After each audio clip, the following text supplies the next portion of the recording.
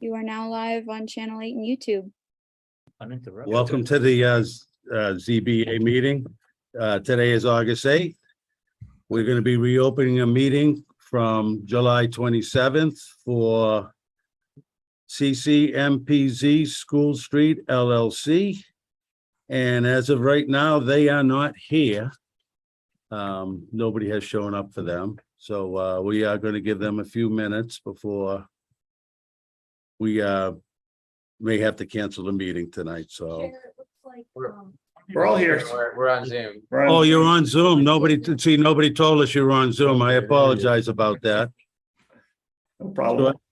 So I'd like to open the meeting, reopen the meeting from July 27th, 2022. Do I have a Make a motion, we reopen the meeting? do I have a Public second? hearing? Second. All in favor? Aye. Aye. Right. Meeting there. Will we stand up and say the Pledge of Allegiance, please?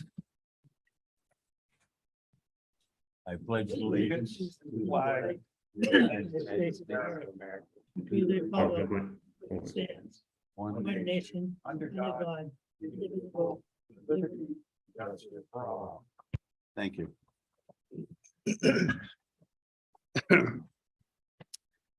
All righty. Now that we're all open and ready to go. You have a list that you're for requests. We have them all in front of us, the board. And what we want to do tonight is go by get down the list one by one. And as we get down the list, Laurie's gonna moderate and read it off, and we're gonna have you guys tell us exactly what you want to do, and then the board will talk about it, and then hopefully we can just check it off and go down to the next one instead of voting on every single one.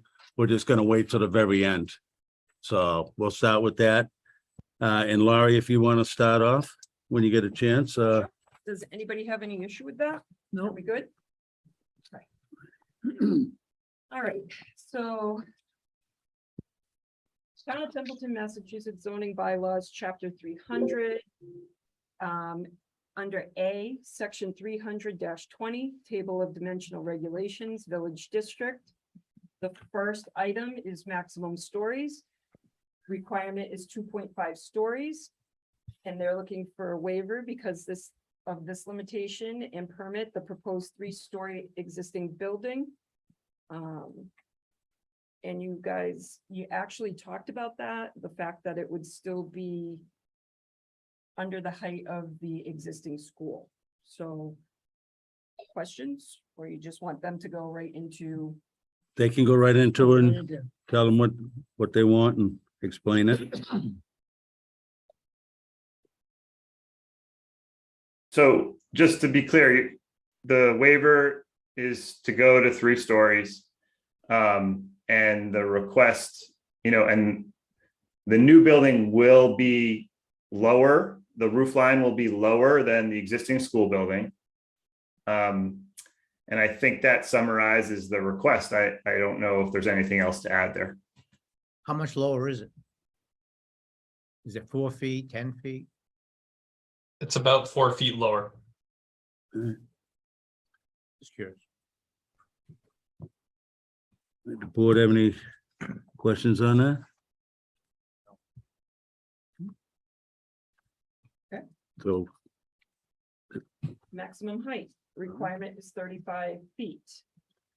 They'd like a waiver on this limitation and permit the proposed existing building in addition to exceed 35 feet. all righty. How tall do you want this? What are you looking for height? Do you mind if I just suggest maybe we could put up, because the waiver list actually shows in the column next to it, the actual request, I believe. Well, this particular one we're talking about, it says to exceed 35, so is it 135 or? No. 36? That's right, yeah.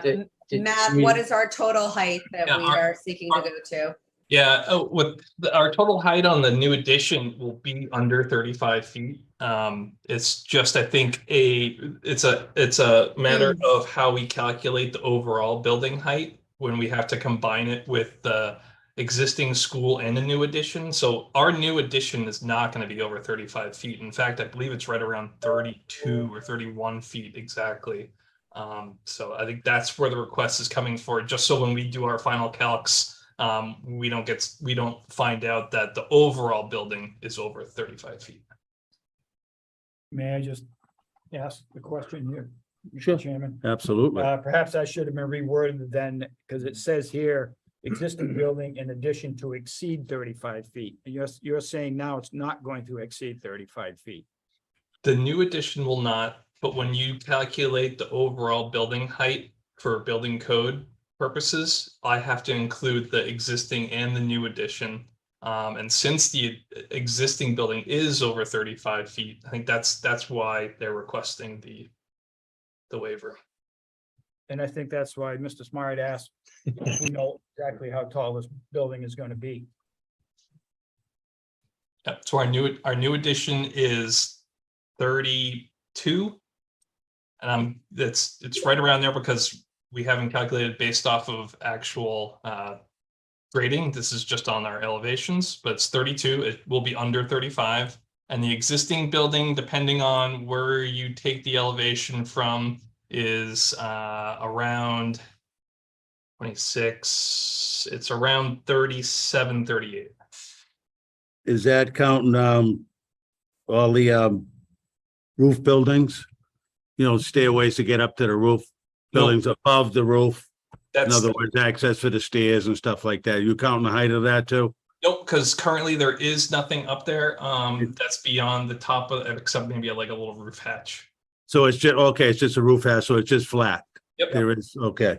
I wasn't sure if there was a dog. And what about the new building with the elevator shaft? New building will have an Mechanical elevator room. overrun that generally doesn't go above 5 feet above the building. And actually, if you guys want me to show you the elevations where it shows how it all interacts with the existing building, I think it might be helpful to kind of explain.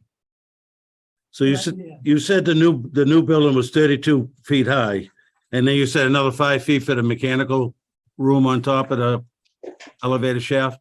Yep, about 5 feet for the elevator overrun. So you're talking 37 feet now.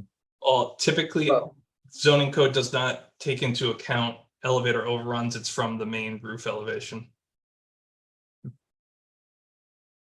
All right. That's why they need the 37. The building height calculated from the Templeton zoning bylaw. I could read you the definition. It's measured to the highest point of the roof. It states that when a building faces more than one street, the height shall be measured from the average grade of the center line of the street front.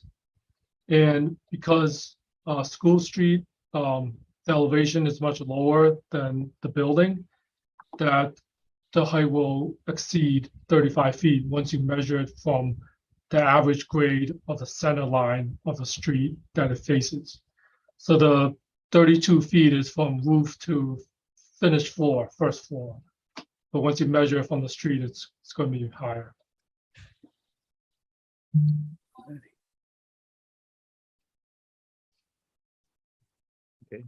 The board have any more questions on that? No. All right. Okay. I'm sorry, I just wanted to add to that the definition of height does say that it excludes spires, cupolas, antennas, and similar parts of structures that do not enclose habitable floor space. And so generally, when you have rooftop extrusions, like even, the top of an elevator penthouse or something along those lines, or a chimney, you wouldn't include that. All right. Thank you. Sure. Minimum lot area, lot size required is 1 acre for a single family home. It's 2.6 acres of land, and they're looking to waive this requirement and permit the proposed project. And I just wanted to point out to the board, we supplied a supplementary memo, which recalculated the area of the site to a lesser amount based on our agreement with the town. So we aren't requesting the land that goes all the way down to the Otter River. It's a shorter dimension. So that was, I believe, 2.96 It in the was. previous iteration, and we're at 2.6. So I just wanted to be clear, that's where that came from. All right.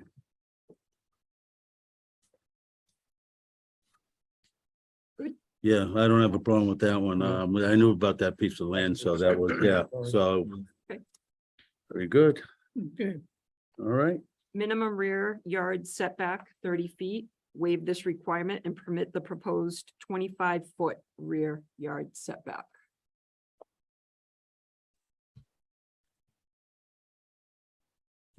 I don't have a problem with that one myself. I don't know how the board feels. No. I would also note that for this one, that the rear yard, because we do have two different street frontages, and there's no provision in the code regarding different treatment for corner lots.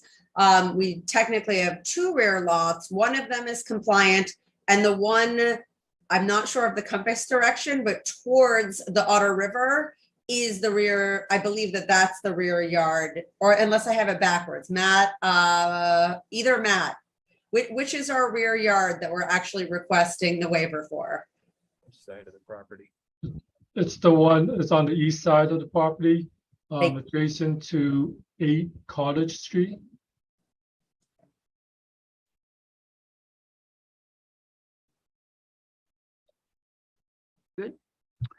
Yeah, any questions on that, board? No problem. All righty. All right, Moving on to B, chapter 300-21, multifamily housing. Section 21.B.1, limit of 6 units per building. Waive this limitation and permit the proposed project, which consists of 54 residential units.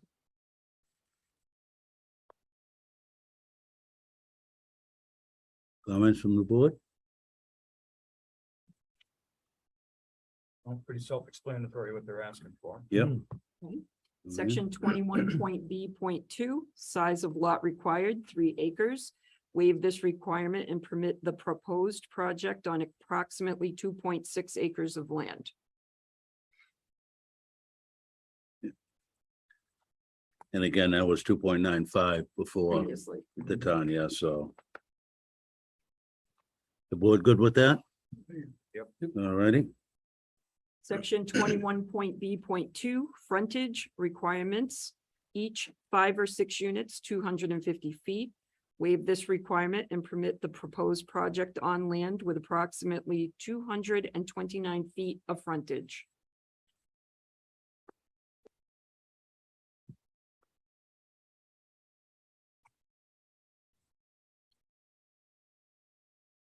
Anybody have anything on that? Section 21.B.4, multifamily housing. No multifamily building shall be higher than 2 stories or 30 feet in height. Waive this limitation and permit the proposed existing building and addition to be 3 stories and to exceed 35 feet.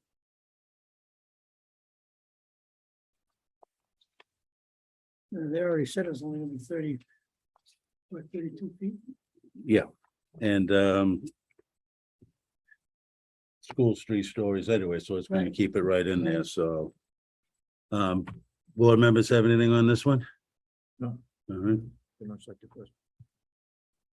Section 21.B.5, imposing an unbroken yard space requirement of not less than 10 feet in depth along the entire perimeter of the lot on which the multifamily building is located. Waive this requirement and permit the proposed parking areas to be 0 feet from the property line. all right. You wanna let us know about this one? If, Sure, maybe if one of the team members can pull up the site plan, I think this is the easiest way to explain it. Basically, this just suggests that there is parking that will reach to the edge of the property on certain sites, and in that way, we will not have a buffer of a 10-foot yard all the way around. Yeah, if you allow me to share my screen, I can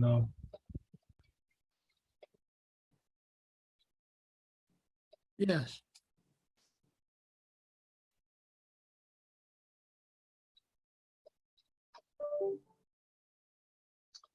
so this is the existing site. There is a driveway to the right of the school, off of School Street, that is right at the property line. As well as the pavement at the back of this property on Cottage Street. It's right at the corner of the lot line as well. In the proposed conditions, we are also maintaining that driveway at the lot line. Up across Cottage Street, we're maintaining that corner here as well. And we have compact spaces along the entrance of Cottage Street. That's going to be along the property line. To the north side, the parking area is, I believe that's about 10 feet from the property line. But this corner here, to get around the existing house, there's a grade change here. If you go to site, you see that there's like a slope back here to avoid cutting into that slope. The driveway goes around and is about a foot from the corner of the property line in this location. So you see, generally, it's not feasible to provide a 50-foot buffer, across the entire site.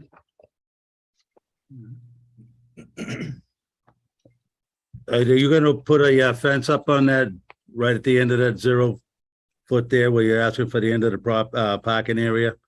Or is it just gonna be open? Yes, we have a fence here. It's kind of shown in light gray. That will run. Okay, so you are gonna fence it in? Is it Well, decorative so it fence? can't go any further? Yes, it will be screened. These spaces will be screened. Okay, Same on the south side of the property, Yes, there's an existing fence here. chain link that's in tough shape. Yeah, I'm not certain if we're proposing to replace that. Yeah, I'm sure we would replace that. Mhm. We're happy to do that. And here as well, we can certainly provide a fence here.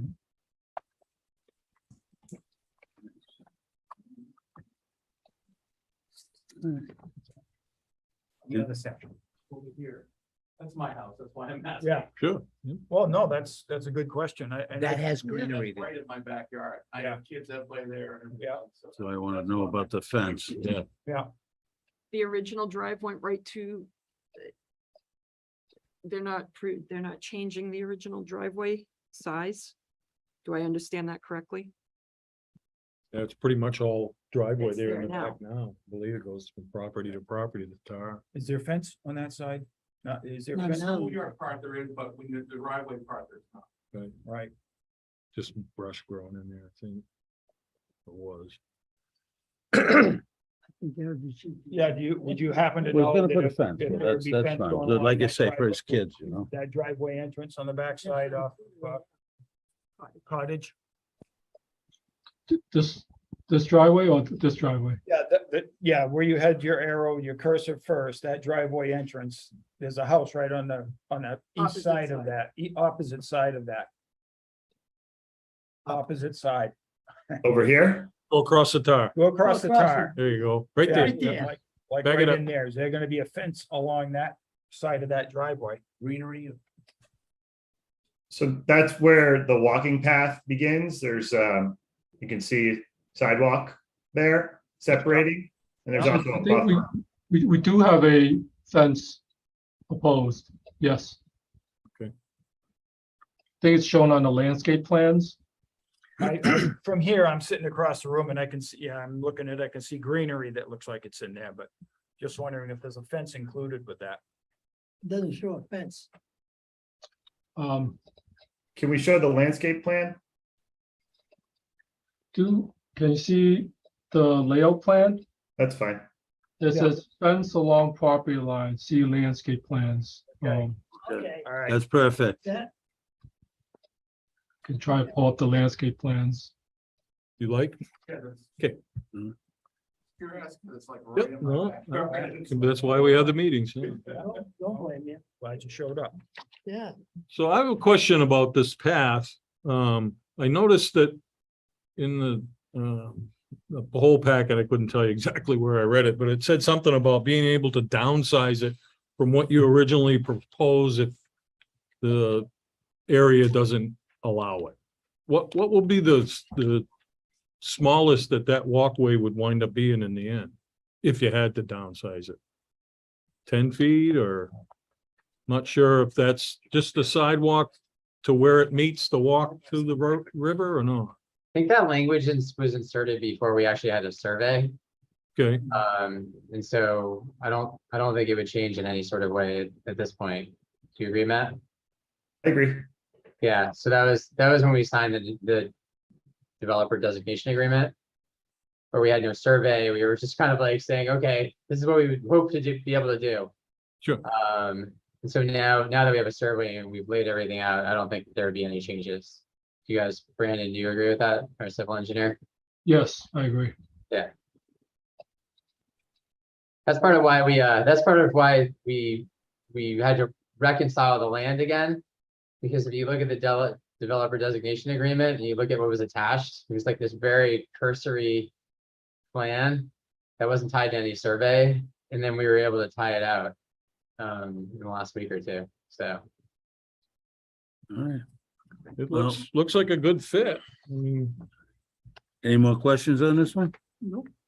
All right, so we can move on to the next one. Section 21.B.6, imposing dimensional, in parentheses, is 18 feet long by 9 feet wide, and numerical requirements requiring 112 spaces here for off-street automobile parking spaces on the lot containing multifamily housing building. Waive these requirements and permit the proposed parking area, which includes 76 parking spaces on site, 21 of which are planned to be compact spaces having dimensions of 8 feet wide by 16 feet long. The current plans also contemplate up to 16 off-site parking spaces to the extent such off-site spaces are reasonably available. However, such off-site spaces shall not be required, and some or all of them may be eliminated at any time if it is not practical for financial or other reasons to include them as part of the project. I think when you guys were going over your presentations, we pretty much went over this about the parking and the 16 spots across the street, and that's, of course, that's up to the town. So that's out of our hands. But you have 70, like you say, you'll have 76 spots right inside the complex itself. Parking spots. Correct. That's right. And then, of course, the additional, some of them going to be, like you said, for compact cars and, well, I know we kicked it kind of while we're on this and we were on the same thing, and Dennis had brought it up. I don't know if we had talked about, charging stations that, I don't know if you had thought about that anymore for the cars. I know you said a couple of your other complexes had that. yeah, we definitely will do that. If you want to add it as a condition, I don't see a problem with that. A certain number, that's reasonable, you know? Oh, yeah, I agree with you there, because not everybody drives them. I agree with Yeah. you. Yeah, we it's a process to obviously put them in and, maintain them. And so we're definitely open to it. Like I said, I think it's the way of the future, electric cars. And so at our other property, we did, we had 93 spaces and we had 5 stations that can handle 2 cars each for a total of 10 cars. So something similar here, 4 stations, something like that. 3 or 4 stations. 4 would be good with it, then you're talking 8, Yeah, That's correct. doubled up. yeah. I think that'd be a good addition onto that. We could add that in. Definitely. I did hear you address handicap parking by law. They have to have so many handicap They, spaces. yes, they meet the requirement. they met the requirements of the handicap, yep.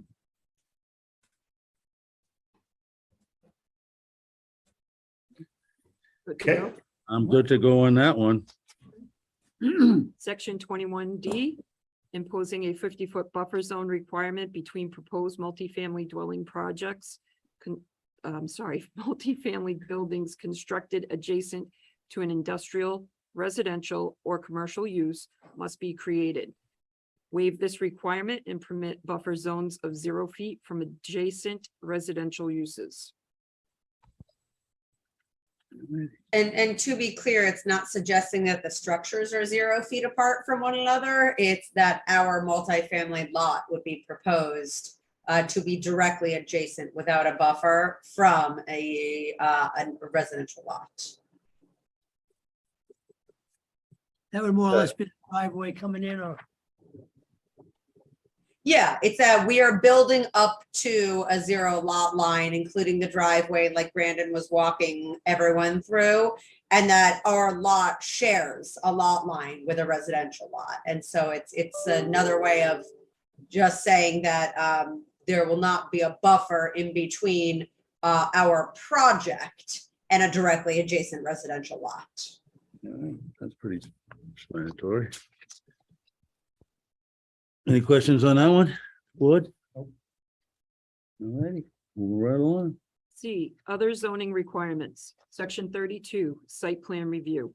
Requiring site plan review for the construction, exterior alteration, or exterior expansion of, or change of use within any non-residential or non-agricultural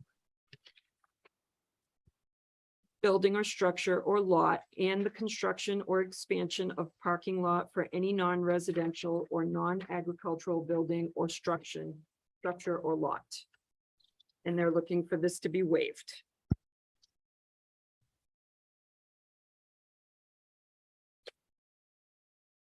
All right, And so for this one, it's essentially asking the board to stand in a site plan reviewer so that this can go through the comprehensive permit process. And maybe I'm a little unclear as what, you want the board to stand in and, approve this. Why don't you want to get this done? Other than having us approve it? Just curious. I missed the last meeting, but I did view this whole thing online, so I have watched it, and that was actually when I'm sitting there watching it, I was trying to figure out why you don't want to have a site plan done other than just having us approve it. Sure, it's just to allow for a 40B project like this one to go through a single review process instead of multiple review processes, with your board for variances or special permits, and then separately for site plan review. So it's asking for all review, consideration, and approval all together in one comprehensive permit from your board. It is for, it's, 40B is designed really for expediency if acceptable. All the other boards were invited to the meeting, yes, they were. and they were invited to submit questions, Their opinions. their opinions, and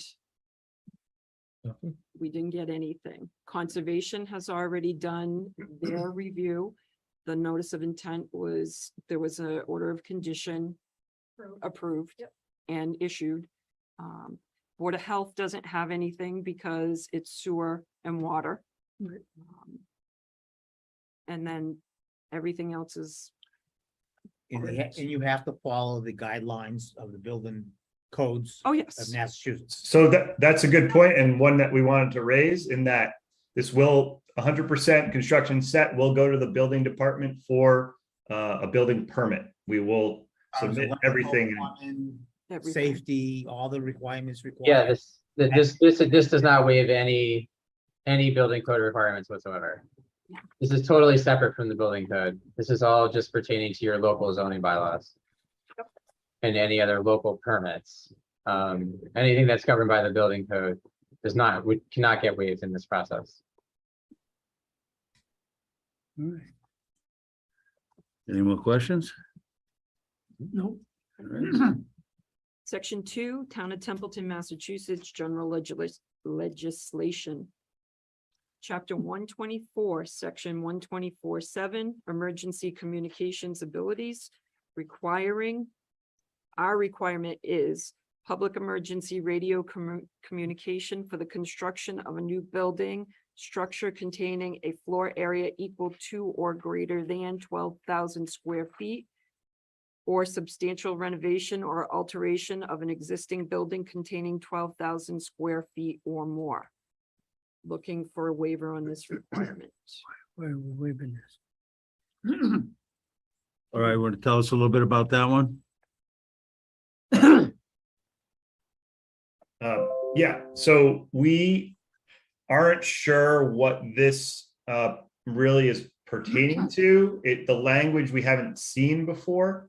And so we do understand the requirement of a bidirectional antenna by the fire department and the police department, which is a standard practice in our buildings. And so we provide for that. It's called a BDA.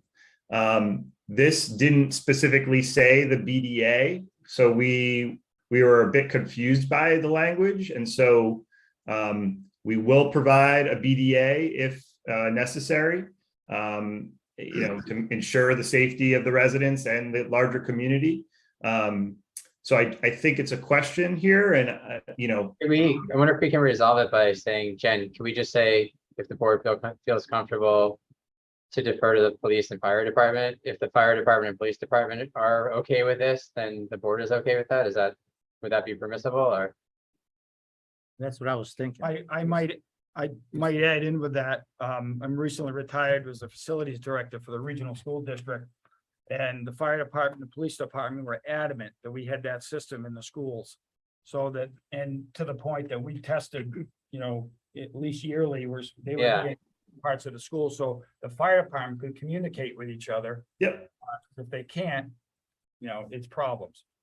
Yep, we are totally on board with the BDA type system. That is not providing that is something we definitely would provide it. Again, I'm just not sure what public emergency radio communication for the construction of a new building is, because it doesn't specifically say a bidirectional antenna. As you can see, we're getting right down into the weeds here, which is where we want to be. But I just wanted to communicate that was where this stems from. If it is in fact the BDA and the police and fire department can confirm that, and then we'll take the waiver out, and we'll just we'll provide it anyway. The police will require this. As part of the building permit application, Yes. the fire department will receive it and review it, and it'll go to the state fire marshal too for their review. And I believe that would be covered at that time, but I can specifically get in touch with the fire chief. And it's BDA. BDA. Yeah. Okay. You've heard of that, Rick? I've been involved with it with the And schools. is that what the school has? Yep. And if they put that in, that would, Well, that would- it basically what happens is when something happens in the building, they want to make sure that their whoever's in command in the building can communicate with the other fire or police in the building. yeah. And without the repeaters in the building, like we had problems with the new elementary school initially. It's all fixed now, so everybody can talk wherever they are. But if they don't have proper coverage in the building and they're, 400 feet apart in the building, they can't talk to each other. And they want to be able to talk to each other. I think that's very important. Yeah. Yeah, and we are 100% on board with providing it. So you would do how many repeaters or whatever you need, you would put the BDA in, so that would cover this, and there's no problem with that. You wouldn't have a problem putting it in. No problem at all. That we just didn't know what this language was. So but we will provide a BDA. I'm sure that if Lori talks with the fire chief, he's gonna be right on board with that. So Why don't we just take this out? Okay, Why don't we just strike it? fine. Well, Right. actually, Mr. Chair, Tom Harrington, Town Council, I don't know that I'd take it out, but I think the best course of action is to have Lori confirm with the fire chief and the police chief that what they want here is a BDA. And then if we get their agreement, I'm comfortable taking it out. But I don't want to get us in a situation where we've missed something in the permit and we have to go back and amend it for some reason. So I would leave it in for now. Let us get a little information and report back at the next meeting. Okay, And we would be fine, you know, if we are able to reach a vote, having a proviso that this one item be addressed during the, you know, determination of the ultimate language of a decision. okay, yeah, just in case we do go through everything tonight, we want to vote. I hate to, I know you guys are want to get antsy and get going, but, and if it gets approved, but, yeah, we could probably leave that out and maybe even if we had to vote on a different time or. Yeah, and what I would say for whatever it's worth, Mr. Chairman, is, you know, in a recent project, actually, Tom and Wellesley, although I think your colleague was covering, where we went through a decision and did have a few matters that were subject to a proviso of final town council review and revision, where the vote was able to stand, but those details were still subject to a final review and determination by town council. Okay, Obviously, that's for town council to advise you, but in my experience, you don't need every word buttoned up in order to bring it to a vote. And the fire chief has already answered. okay, It is a BDA. And he says it's a town bylaw, and yes, but not written well, I guess. oh, that one's answered. Okay, so we'll take it out. We're no longer seeking his Done. favor. I'm okay with that. All right. Take it Town right out, council's then? okay, yeah, he's gonna take it out. I'll just take that. Yeah. All right, done. All right, so that one's all set. All right, Okay. And through building and fire code, when the permitting, they'll look at the whole. And he will make sure. Yep. Yeah, oh yeah. Okay, sorry about that. Chapter 124, section 124-16, buildings and construction. Our requirement is the building inspector to make the stretch energy code a requirement in building permits. And they are looking to waive this. all righty. Matt, do you want to talk about this? Yes, please. Matt Murata. Sure, I was making sure it was this Matt. I could, but you're gonna do a better job than I can. So the stretch energy code is typically for new construction. And as you know, the existing building we're dealing with will be going for historic tax credits, meaning to make it compliant for stretch code, we'd have to add a lot of insulation around the whole building. And since we're going for historic tax credits, there's limitations as to what we can do on the interior of the building. And they minimize the amount of insulation we can provide at the exterior wall. So much so that we would not meet stretch code. That's why we're asking for the waiver. What about insulation in the attic area? Because heat, most of it goes up. And what can you do to try to meet as much efficiency as you can, like using spray foam and things like that, that it's more efficient by the inch, as well as it cuts the air from cutting through, which is big heat loss. It's a great question. And yes, we will be exploring. I believe there's a large interstitial cavity at the roof that we can insulate further. And we will be doing so. And it's just a matter of balancing out to see what's most effective in the roof itself. I will mention that the new building itself will be stretch energy code compliant. Will you be insulating in between floors? First, that's for stretch energy code, that's not required. I didn't know if you were just planning on it. You don't usually do that. So typically in new construction, yes, we'll insulate to a certain degree. By code, we're required to meet a certain STC, IIC impact. It's basically how much sound transmits through the assembly. And we have to meet that by code, and we specify a certain assembly. In the historic building, where we will be exploring where we will replace pieces and parts of the assembly. To make sure we're meeting as close as possible to the code. But again, we're restricted by how much we can manipulate in the existing historic building. But the installation that is done should have some kind of criteria. I mean, you can't just say, oh, I got this thing waived, I don't have to insulate at all.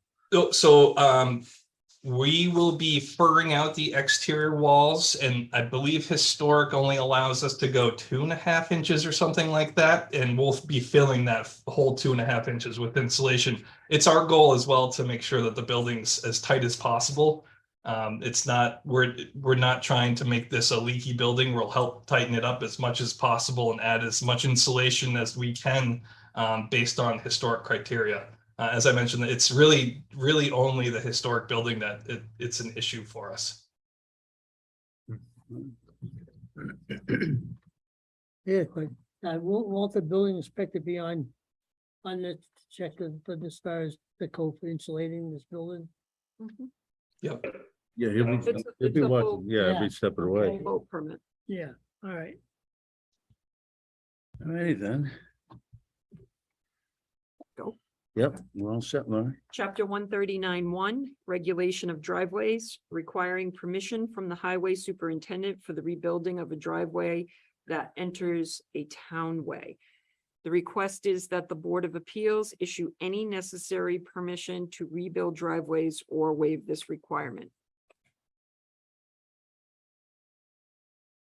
Let us know what you want to do on this one. On the driveways. I think a waiver is probably the most straightforward way to deal with it.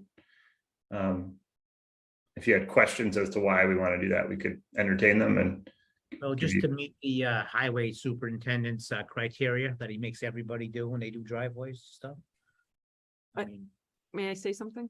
I think this is a little different too, because the plan that I know of is to, when all of this is happening, School Street is going to be rebuilt. So mhm. there, it's a little more leeway there. It's all gonna happen at once. That's the plan. All right. Okay. Just out of curiosity, have you conferred with the DPW director as to what is gonna happen to School Street? And, I mean, it just seems like if you talk to each other, it's gonna help in reconstruction of your entrance along with the reconstruction of the street. so we provided a two-way street design in our permit set, just a schematic plan, which meets necessary traffic requirements. And Sean is on from Vanessa, who's our traffic consultant. We did have a meeting with the town departments to kind of review what we were suggesting at a very high level. I think that this does require some additional engineering work to be done prior to this project starting, or even the town engaging the necessary requests for funding, that may be required, such as a MassWorks grant or other resources. So we'll have to dig into this a bit more. And we, as part of the next step for us, once we hopefully receive the board's approval for this project, we will embark on a very intense design process, which is several months long. And so through that process, we will certainly be reaching out to coordinate with the various departments and make sure that what we're doing complies with standards. And, if we have questions, we'll also address those at that time. So this is simply just a way of us, addressing what is in the zoning code and the requirements. Zoning and building don't always mesh. And so that's part of the reason why we're doing the comprehensive permit process. And so, we will, of course, make every effort to make sure what we ultimately build is in line with all building codes and requirements. But this is a way for us to kind of move the project forward, get the approval, the zoning approval, and then we will work out the specific details, when we start the further design process. So hopefully that's helpful. And the engineering part of this road, is that town's responsibility or yours? I mean, it'll be a collective effort, in my opinion. So we'll help but it would be something the town would also need to engage in.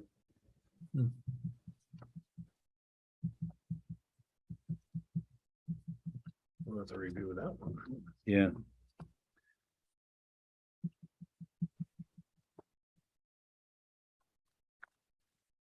Alright. Any more questions on that one? Alrighty. Chapter 145, removal of sand and gravel. So the requirement is a permit from the select board for the removal of soil, loam, sand, or gravel under certain circumstances. The request is that the Board of Appeals issue any necessary permit for the removal of soils or waive these requirements. You're just looking to, if you have extra, you're just looking to haul off site is what you. Yeah, this is kind of an unusual requirement. I haven't seen this before in many other cities or towns. Anytime we're hauling soil off-site, by the way, it always gets tested and disposed of properly by a licensed hauler. So to get an extra layer of approval, like that's all governed by the Mass DEP, the disposal of soil. So to get an extra layer of approval would seem odd in this situation. Attorney Harrington, could this be confused with our sand and gravel permits? There is I'm- zone, Yeah, I'm wondering the same thing because this is, it's not unusual in towns to have earth removal bylaws so that select boards are regulating, kind of stripping operations. Right. because I've never seen them apply it to anything else other than sand and gravel permits. I agree. Okay, I agree. I think comfortably you can. We'll be all set on that one. Yeah, I think so. Alright. Moving right along. Chapter 215-1 sewers, requiring authorization from the select board or sewer commissioners for the connections to the public sewer. The request is that the Board of Appeals issue any necessary authorization to lay drain and sewer in the public way or waive this requirement. I wouldn't think there'd be too much of a No, problem I there because the road, there's no houses on the road. I mean, you gotta tie in right on, right out front, so I can't see any problems with, with that one. That one's pretty easy, I think. Yeah, any questions on that one? The sewer department would still be involved. I mean, they can't do anything without the sewer department. So, We can give you the waiver, but in this case and a few the other ones, you still have to go by the same laws that everyone goes by, right? You just go. Of course, yes. Yes. So it tells you what size pipe, how to connect it, where you want, what kind of valves they want, what kind of hydrants they want, and you go by that, right? It Yeah. doesn't waive that. That's correct. Yeah. And we actually are looking forward to obviously working with the town and to a greater degree moving forward. And the fact that there's a public utility here is also very helpful to us because we generally have to deal with the large utilities, and that is not a fun process. So. next one. Yes. Chapter 230, storm drains, requiring a permit from the select board for certain storm water discharge to municipal storm drainage systems. Request the Board of Appeals provide any permit or license required under this section, including to authorize connection to the storm drain system. In your research, have you ran into our drains going into state drains? Is the state involved here? Because I believe 202 has. Right down under 68 there. Brandon, are you able to speak to that? The drainage from the driveways currently flow to School Street. So we're proposing to place catch basins on our property and connect to the drainage system on School Street. And do you know if those ultimately connect into an MWRA system or if it is a local system? But I don't have record plans of where the drainage from School Street ultimately connects to. That's what we need, Ron. Well, this would not waive any MWRA state requirement if it is triggered. That would be separate from this. So this is solely for any local direct connection.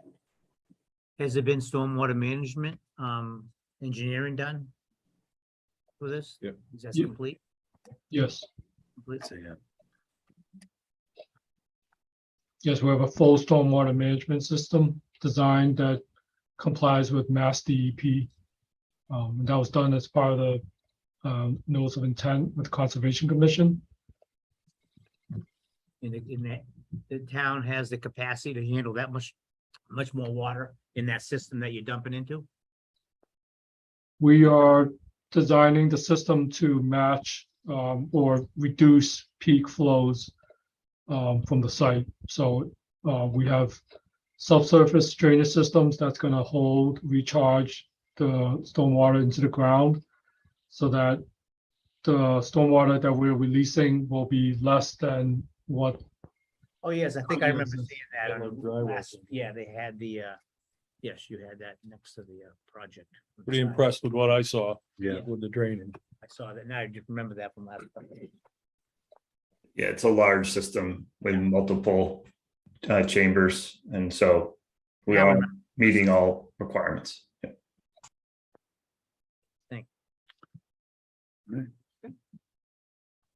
Chapter 235-3, NPDES Phase 2 permit, stormwater management bylaw discharges generated by construction activities. Requiring a permit from the planning board for construction activity that will disturb at least 1 acre of land. So waive this requirement, which not going before the planning board with it, but they still have a plan in place. So you, okay, you explain this one, so they don't have to go before the planning board. They're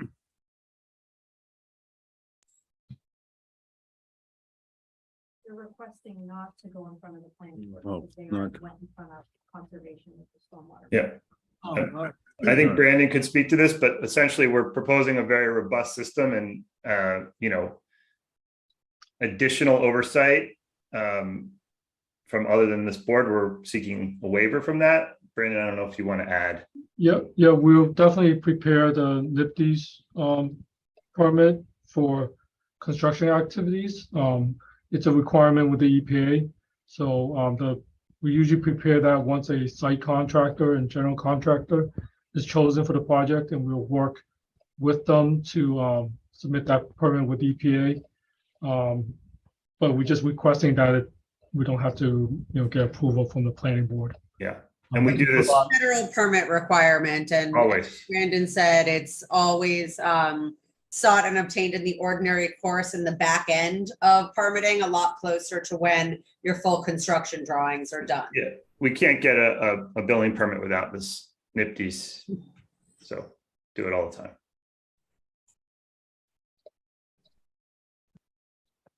All right, any questions? None? Mm. All righty. Chapter 240-5, snow and ice and water drainage, requiring authorization from the highway superintendent for the drainage of water from private property to a public way, sidewalk, catch basin, or town-owned land. The request is that the Board of Appeals provide any necessary permit or authorization relating to this section. Existing driveway drains into the street or waive this requirement.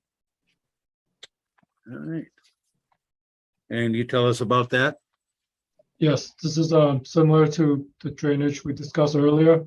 The drainage currently flows into School Street, and we're picking up with catch basins and retreating it, recharging it, detaining it, and then connecting it to the drainage system on School Street.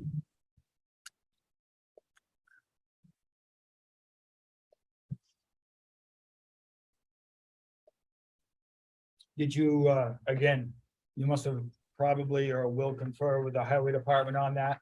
Because I can speak from pretty good experience that building does not drain well out onto School Street, and I've dealt many winters with ice this thick coming out of there onto School Street.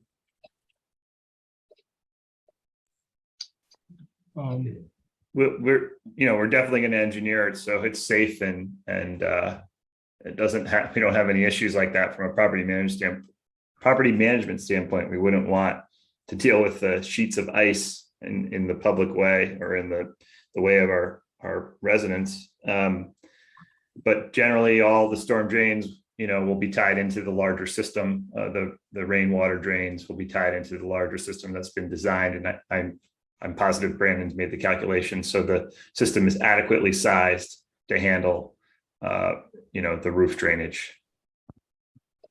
Okay. All right, and the big one. And section 3, additional.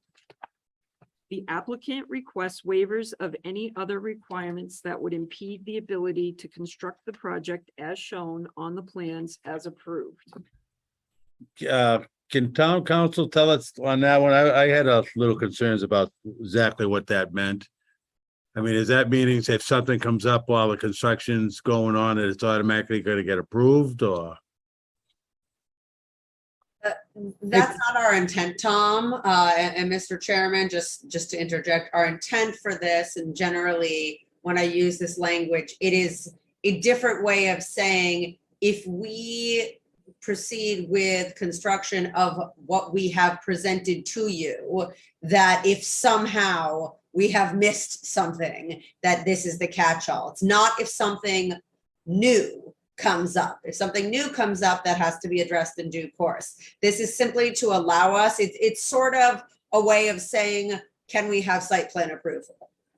Can we build the project precisely as proposed? But I'm sorry, Attorney Harrington, go ahead. No, that's fine. So this is not an unusual condition. We might want to tweak it a little bit. And when we turn our attention to the decision, we can talk about it in a little more detail and decide kind of what works from our side and what works from the developer side. But the intent is not unusual. We see these pretty regularly. Well, is there any more? Well, I should say any more variances that you can think of off the top of your heads, because we've gone through the sheets now and we've got through everything. And I didn't know if there's anything that you want to throw in or. Yeah, nothing more from us. We went through this pretty exhaustively, so we think we caught them all. Yeah, and the 700-page application that you received, did try to cover pretty much everything and comply with the 40B statutory requirements. And so, we feel like this is a pretty good package. We also have been working, with the town for several years now, and we feel like this is a true public-private partnership. And I think as evidenced by our commitment to what we've done to date, we spent a lot of time and resources to move this forward. And then the town voting at town meeting to authorize Community Preservation Act resources to the project. There's a collective effort here, and we really want to move this project forward. And, that's why, we want to make sure the board has adequate time to address their concerns, but at the same time, we feel we're very ready to move forward. And we would, we could share with you our current timeline because we feel like there's still a lot to do, and we need your approval to continue to spend resources to do that. Jason, do you want to share our timeline slide or add to what I'm saying here? You're muted, Jason. Sorry, if someone could allow share screen with me, that would be great. We just kind of wanted to show you in writing kind of what we had talked about last time with regard to funding application deadlines, things like that, so. So this is kind of, we wanted, someone had asked the question about the timeline last time, which was a good question. And so we just wanted to put it out there for you so you could take a look. So everything with the state is reliant on zoning. Without zoning, you're not considered shovel ready. And so the state has these funding rounds once a year, and you're either in it or you're not. And if you're typically in it if it's a project they like, which I think they've indicated this is a project they like, and the town's dedicated a lot of resources to it already. And so you submit this pre-application that says you have your zoning, but when you say you have your zoning, it typically means like the appeal period is expired and you know all of that is done. So we're pushing up against that pretty soon. And then we would hear back pretty quickly from the state in terms of this pre-application, which again just looks at really shovel readiness. And then there's a full application round, and then you kind of sit around for a while. And then hopefully you get awarded. There's no guarantee that the project will be awarded in the first round. This is an area we think that hasn't really received a lot of resources of this type. So we're hopeful that the state would view this very favorably. But obviously there's no guarantees, but if it was awarded, and there is a lot of money out there right now, particularly for affordable housing, we're at a very unique time. There's a lot of federal money that's become available. You probably read about it in the news too. And then we would hope to start construction in late 2023, early 2024, depending on the weather, and then complete in 2025. So we thought just putting it out there like this might be helpful too, so you can kind of see where we are in the process. And I'll just add one note. I think Matt raised this earlier that, with the building permit review, that'll be a full submission of our construction roles, and that will go through a full, with your local building department, and fire department, that will go through a full building code and fire code review. So nothing, no waivers granted will exempt any of that review. All right, does the board have any more any questions? Want to go back over anything that you weren't happy with and we discuss it, or? I just have one question. I was kind of flabbergasted when the school didn't get any type of renewable energy added on to it. Was there any thought or plans as far as solar panels to go on any of the roofs of these? We're probably not allowed to do it. The Park Service doesn't like solar panels on historic buildings. It's a little archaic if you ask me, but they actually have done a bunch of white papers on it and they don't really like it. But the new building could potentially have some solar, and that's something we'd definitely be open to. So yeah, Matt, I don't know if Matt Murata, I don't know if you want to talk more about that. Yeah, we talked a little bit about the stretch code before as well. And per the stretch code, our new construction will have to be at least solar ready. So that way the development can install solar panels very easily after construction is complete if they decide so. And, I'll just say, on the project Jason and I are currently building, we put a large solar field on the new construction building that we built. And we are very much in favor of greening in every capacity. So, we would certainly be open to adding solar here. Jason. Matt Murata, do you think there's room right now on the roof of the new building? There's always room for something. Yeah. So we could, I'd be happy with it. Not staying in the same room as my business partner, but I'd be happy to commit to some level of solar here. It's definitely the right thing to do. So that's fine with me as well. Yeah. And you'd put it on the roof, you said, of the new building? If you did it? Yep. Yeah. Yeah. So that would bring your height requirement back up. No, again, it wouldn't be part of the, Yeah, I think that would be one of the allowed exclusions from zoning height. So yes, of course, Mr. Chairman, it would bring the actual height up.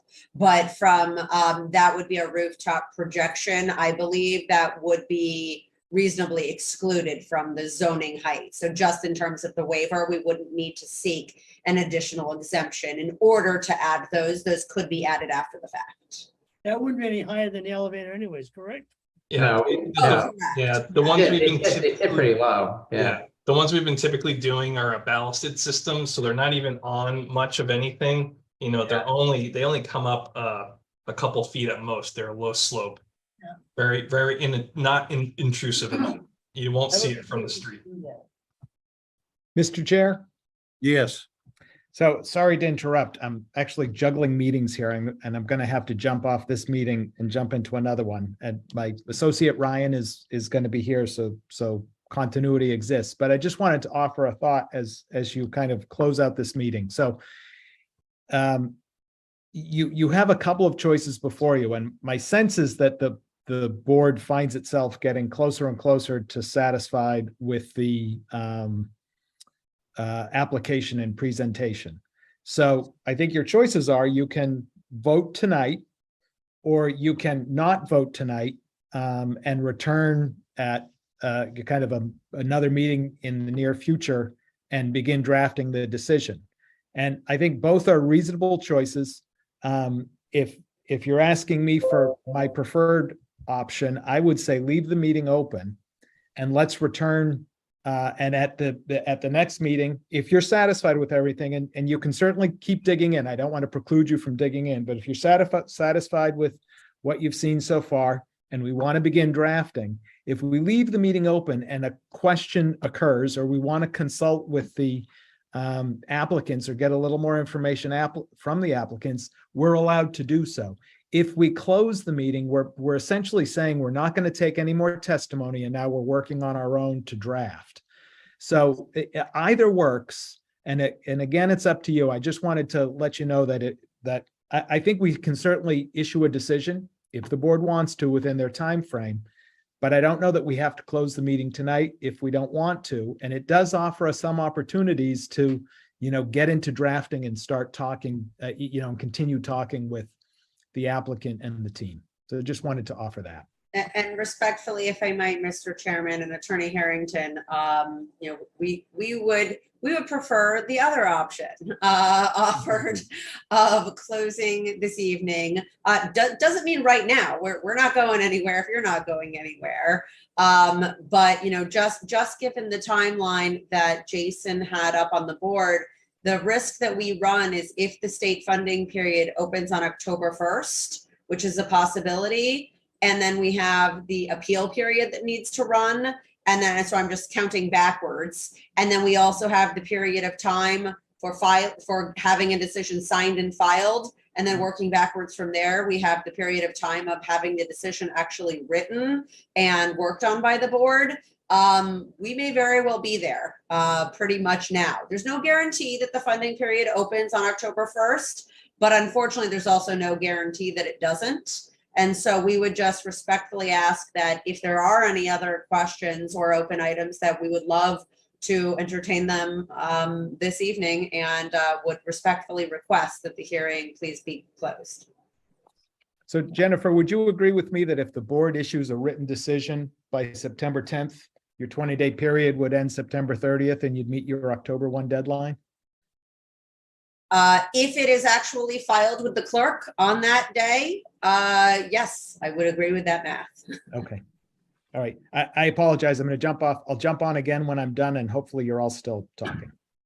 All righty. Thank you very Thank much. All righty, then, we got any questions that we want to add in? As far as like solar panels, that could be put in. And this, Actually, I don't think the town is, the light department is that favorable to solar. They may be when they're adding to the grid. Well, the We're at a problem with that limit. is they limit They limit limit. single family houses, how much you can put for solar. Okay. For a small operation like this, it's not a like, national grid. Yeah, It messes them up because they get their solar during the day at certain times of the month. Then they have to buy it at other times, buy the fuel or whatever, buy the electricity. It kind of messes up their continuity, I guess. of, I tried to run a project at the school about 4 or 5 years ago with solar and it was basically said no. Okay, so then Yeah. we don't have to worry about that. no, And as far as the BDA system, the chief said that's good. So there's no problem He with said it that. needs to go in. Well, it needs to go in, yeah. We're gonna strike that waiver entirely. Put that in. Yeah, Take the waiver out, so there's no question, and then we'll add the BDA. right. And then you have the charging stations. That does raise a question about how we interface with the public utility. I don't think it's an issue there, but it just brought that question up. So you will put in for charging spots, which will be just for, service 8 vehicles. yeah. They're just putting some in down in East Templeton, so I'm sure they will let you. Great. All right. And we've had the fences, no problem on the, No, being a butter, do you have any questions you'd like to?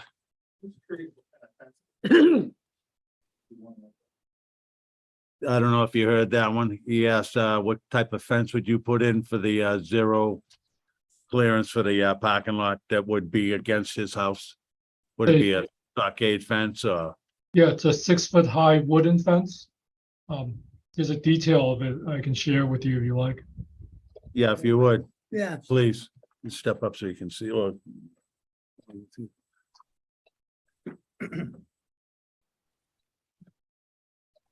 Have you considered PVC? So, the plans calls for 6-foot wooden board fence along property line. And we go to details, here 6-foot wooden board fence. I think if our butter preferred something different, we would be happy to work with them on whatever they prefer, so. Time to go shop. Yeah. All right. okay. All right, well, I guess you can get a hold of them on that one. We're happy to, Yeah, you have our word on that, yes. we'll sit down with you, and if you don't like what we're proposing, we're happy to propose something else, so. Perfect. Thank you. Yeah, of course, absolutely. You gonna mow his lawn too?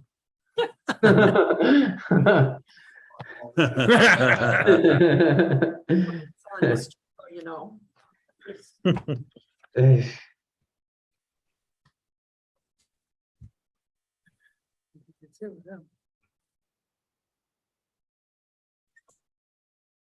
Alrighty. Is there any more questions that the board has?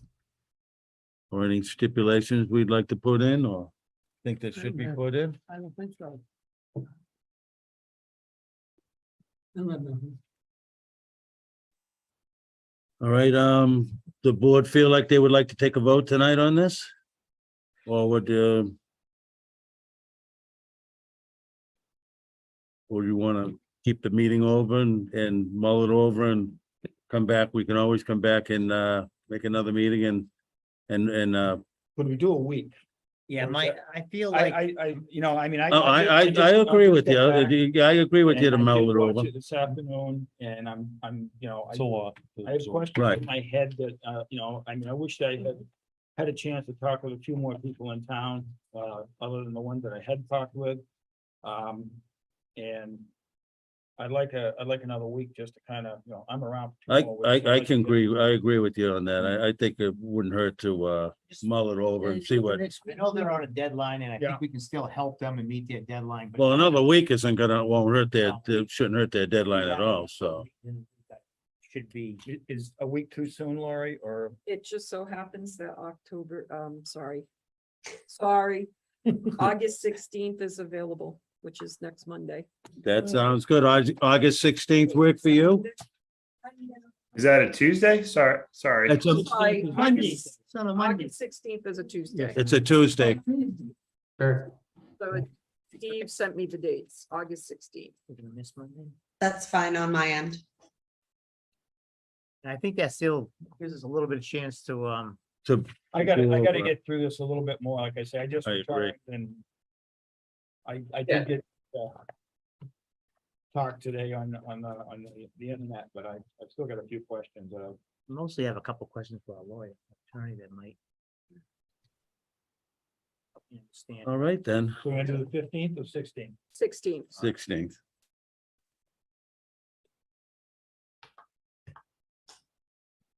Okay. So we can, well, we won't close the meeting, No. but we'll continue the meeting. Continuing the meeting. Do I have a motion on continuing the meeting to August I'll 16th? make a motion, we continue to August 16th. Second. All in favor? Aye. Aye. Aye. All righty, August 16th it is. Thank you. Thank you. We'll see you then.